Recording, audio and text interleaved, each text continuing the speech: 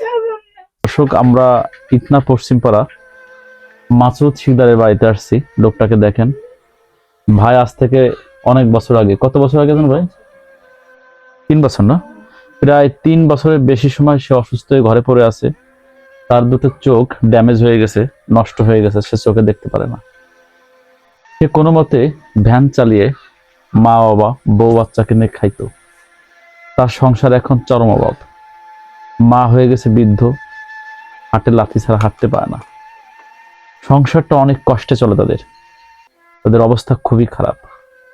ইটনা মধ্য পশ্চিম পাড়া, যেটা মন্টু শিকদারের মসজিদ বলে, ওই মসজিদের পাশে একটা নসিমনের সাথে সে অ্যাক্সিডেন্ট করেছিল। সে অ্যাক্সিডেন্ট করে তার আজ এই অবস্থা। যার ভ্যানের সাথে অ্যাক্সিডেন্ট করেছিল সে লোক তাকে এখন পর্যন্ত দেখতে আসেনি। এবং আমরা, আমাদের গ্রামে অনেক বিত্তবান লোক আছে যাদের সাহায্য সহযোগিতা তার একান্ত কাম্য ছিল, সে পায়নি। তার দুঃখে কষ্টে শেষ নেই। দেখতে পাচ্ছেন তার ঘরের কি অবস্থা, ছোট একটা ঘরে থাকে, কোনো মতে দিন যাপন করতেছে। বনের শাক পাতা খেয়ে সে বেঁচে আছে। কোনো অক্ত ঠিক মতো খেতে পায়, কোনো অক্ত পায় না। আমি বর্তমান সময়ের রাজনীতিবিদ এবং বিত্তবানদের বলবো, যারা সমাজের মানুষের ভালো চান, যারা বলেন আমরা সমাজের উন্নয়ন চাই, মানুষের পাশে দাঁড়াতে চাই, তাদের উদ্দেশ্যে বলছি, এই মাসুদ ভাইকে হেল্প করুন। তার অবস্থা খুবই খারাপ। সে ওষুধ না খেলে হয়তো বেশি দিন বাঁচবে না। আমাদের ভাইটাকে সাহায্য সহযোগিতা করুন।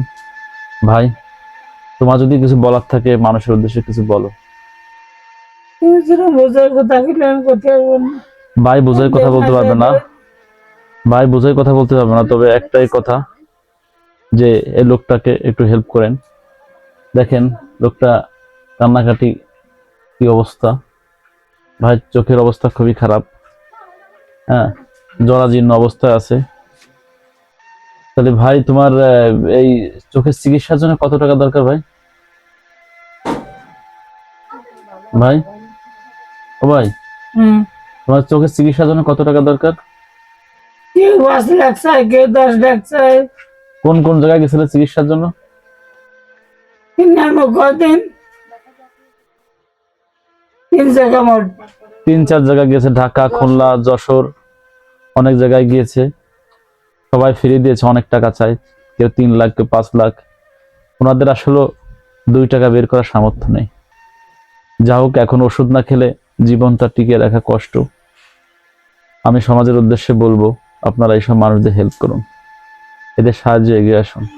আসলে আমার আর বুঝিয়ে বলার মতো ভাষা নেই। ভাইয়ের অবস্থা খুবই খারাপ, আমরা সবাই একটু সাহায্য সহযোগিতা হাত বাড়িয়ে দিই।